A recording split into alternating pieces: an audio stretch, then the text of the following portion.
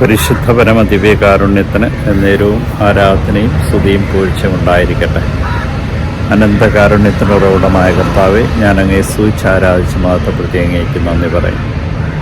ഇന്നത്തെ ദിവസത്തിൽ ഞങ്ങളെ ഓരോരുത്തരെയും ഓർമ്മിപ്പിക്കുന്നത് ഞങ്ങളുടെ തിരഞ്ഞെടുപ്പിനെ കുറിച്ചാണ്.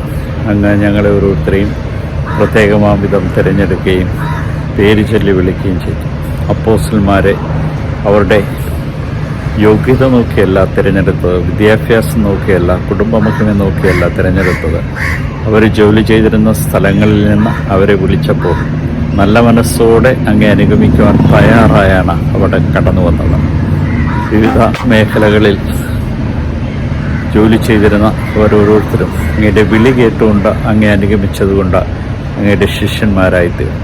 ഞങ്ങൾ ഓരോരുത്തരും അങ്ങ് തിരഞ്ഞെടുത്തുവെന്ന് പൂർണ്ണമായിട്ടും വിശ്വസിക്കുമ്പോൾ ആ തിരഞ്ഞെടുപ്പിൽ പൂർണ്ണമായിട്ടും നിന്നുകൊണ്ട് അങ്ങേ മഹത്വപ്പെടുത്തി ജീവിക്കുവാൻ ഞങ്ങളെ ഓരോരുത്തരെ അനുഗ്രഹിക്കണം. ഇന്ന് വിശുദ്ധ ഫ്രാൻസിസ് സെയിൽസിൻ്റെ തിരുനാൾ ആഘോഷിക്കുമ്പോൾ ഈ വിശുദ്ധൻ സഹനം കൂടാതെ വിശുദ്ധിയില്ല എന്ന് ഞങ്ങളെ ഓർമ്മിപ്പിക്കുക മാത്രമല്ല, അങ്ങേക്ക് വേണ്ടി ജീവിതം സമർപ്പിക്കുവാനും സഭയ്ക്ക് വേണ്ടി ജീവിക്കുവാനും തൻ്റെ ജീവിതകാലം മുഴുവനും പരിശ്രമിച്ചതുപോലെ ഞങ്ങളുടെ ജീവിതത്തിലും പ്രത്യേകമായി അങ്ങ് തന്നിരിക്കുന്ന വിളി അതിൻ്റെ പൂർണ്ണതയിൽ ജീവിച്ചുകൊണ്ട് അങ്ങേ മഹത്വപ്പെടുത്തുവാൻ കൃപ നൽകി അനുഗ്രഹിക്കണം.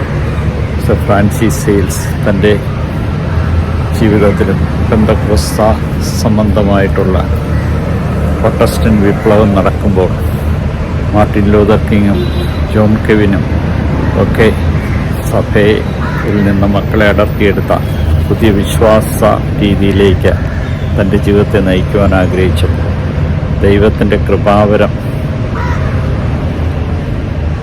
പലപ്പോഴും നഷ്ടപ്പെടുത്തിയ വ്യക്തികളെക്കുറിച്ച് ഞങ്ങളെ പ്രത്യേകമായി ഓർമ്മിപ്പിച്ചപ്പോഴും സഭയോട് അടിയുറച്ച് വിശ്വാസം പ്രഖ്യാപിച്ചുകൊണ്ട് ആ മക്കളെയൊക്കെ തിരികെ കൊണ്ടുവരാൻ ഏകദേശം 70,000-ഓളം മക്കളെ കത്തോലിക്ക വിശ്വാസത്തിലേക്ക് തിരികെ കൊണ്ടുവരുവാൻ സാധിച്ച ഒരു വിശുദ്ധനാണ്. ഹൃദയത്തോടുകൂടി ചേർത്ത് നിർത്തിക്കൊണ്ട് സൗമ്യതയോടുകൂടി എല്ലാവരോടും ഇടപെട്ടുകൊണ്ട് വിശുദ്ധൻ ജീവിച്ചതുപോലെ ഒരു തുള്ളി തേൻ കൊണ്ട് ധാരാളം ഈച്ചകളെ ആകർഷിക്കുവാൻ കഴിയുമെന്നും എന്നാൽ എത്രയോ ബാരൽ വിനാഗിരി ഉപയോഗിച്ചാൽ പോലും അതിന് സാധിക്കില്ലെന്നും പഠിപ്പിച്ച ഒരു വിശുദ്ധനാണ്. അതുകൊണ്ട് സംസാരത്തിലും പ്രവൃത്തിയിലും മധുരകരമായി ജീവിതം നയിക്കുവാൻ, ക്രിസ്തുവിൻ്റെ വചനത്തെ മധുരകരമായി തിരഞ്ഞെടുത്ത് ഈ വിശുദ്ധനെ പോലെ ജീവിക്കുവാൻ ഞങ്ങളെ ഓരോരുത്തരെ അനുഗ്രഹിക്കണം. യൂതന്മാരുടെ രാജാവായ നസ്രേക്കാരൻ യേശുവെ, പെട്ടെന്നുള്ള മരണത്താപാടങ്ങളെ കാത്തുള്ള പ്രഭാതത്തിൽ എഴുന്നേറ്റ് അങ്ങേ മഹത്വപ്പെടുത്തുവാൻ തക്കവിധം ഞങ്ങളെ അനുഗ്രഹിക്കണം. ഈശോയെ നന്ദി, ഈശോയെ സ്തുതി, ഈശോ ആരാധന.